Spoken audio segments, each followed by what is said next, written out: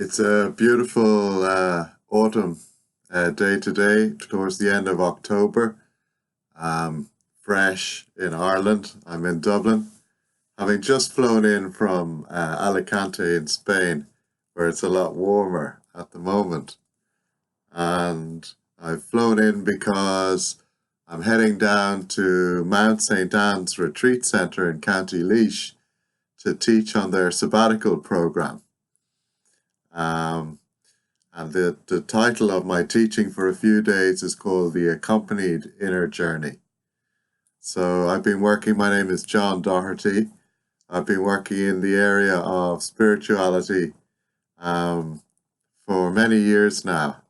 And I wanted to just share a little bit of my inner journey as I come to do this work over the next few days. And I talk about my inner journey and my inner experience as different from how we describe our outer journey. So please bear that in mind as you perhaps listen to my story. My story, I suppose, in this world of spirituality and spiritual teaching started many, many years ago when Bernadette Flanagan, a presentation sister and the head of the spirituality department in the Milltown Institute of Theology and Philosophy, asked me if I'd be interested in teaching on her summer school program, of which I was delighted. And then I was also working for her as well in the department. After a few years of studying and working there, I had a dream. And in that dream, a Jesuit priest came to me and advised me to go up to the president of the Milltown Institute, who was himself a Jesuit, Brian Grogan, and ask him if I could teach courses in contemplation there. So I followed the dream, and I asked Brian if I could teach courses there, and he wrote to the heads of each of the departments, theology, philosophy, spirituality, and he called me in a week later and he said, no, they all said no. This is an academic institution. But he said, I've done some Zen and obviously lots of contemplation in the past. I'd like you to teach here. So thank you, Brian. That was the start of my contemplative teaching work, of which I'm always grateful for you for believing in me and giving me a start. And what's interesting about that particular story is, I suppose, I spend a lot of time studying my family tree and ancestry. I'm interested in that kind of thing for lots of reasons, healing the family tree, so to speak.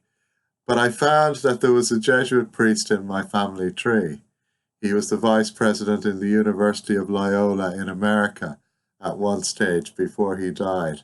So I always feel perhaps that it was him who came to me in that dream to encourage me to start my work. So thank you for that. And as I've continued to work over the years, I've been inspired by many religious and many different traditions. I worked with the Salesians. I'm very much inspired by the teachings of Don Bosco. I've worked with the Sisters of Charity and in the hospice in Harold's Cross and in the sanctuary. I still teach there in the Sanctuary Centre, Mary Aikenhead. And I think, when I did the heritage tour of Mary Aikenhead in Harold's Cross, I was really moved. I mean, incredible woman, incredible to see what she faced, the adversity she faced, and how inspiring her work was.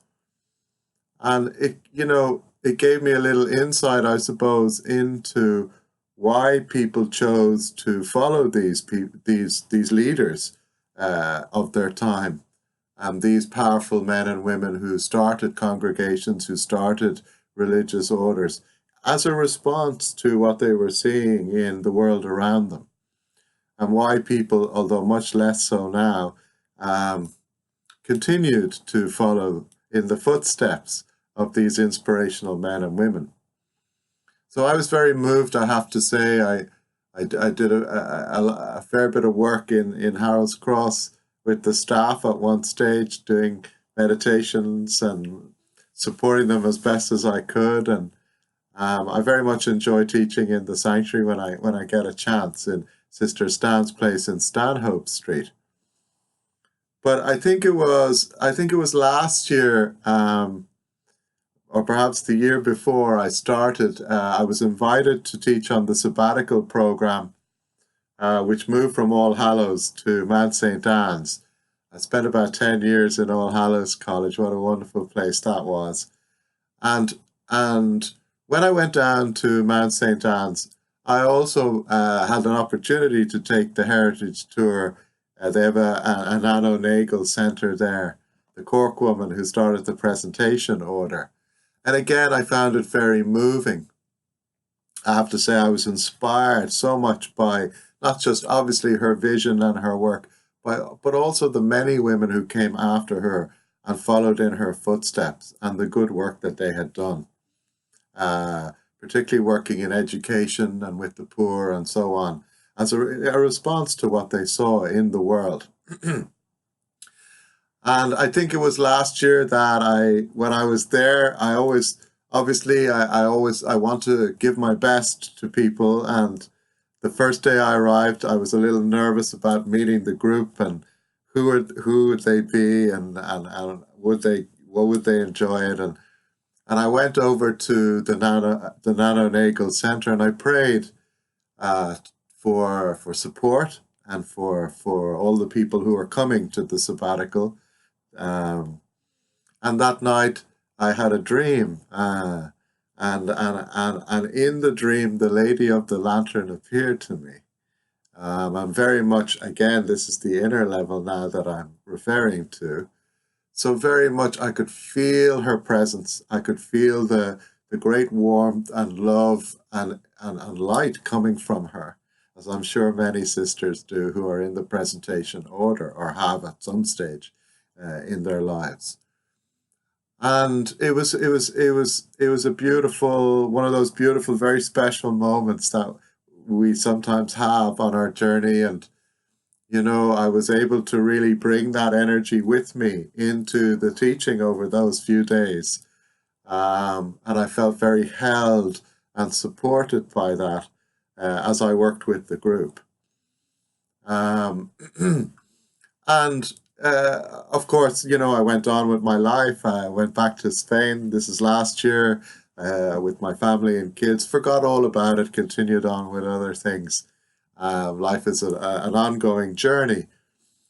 And, you know, about 2 or 3 days ago, as I was preparing to come to the next sabbatical down at Mount St. Anne's, I call them working holidays, away from the family and kids for a few days. But you know, as I was preparing again, I could feel the presence even more strongly of the Lady of the Lantern coming to me with 2 other sisters who were with her and accompanied me pretty much all the way over to Ireland on the plane.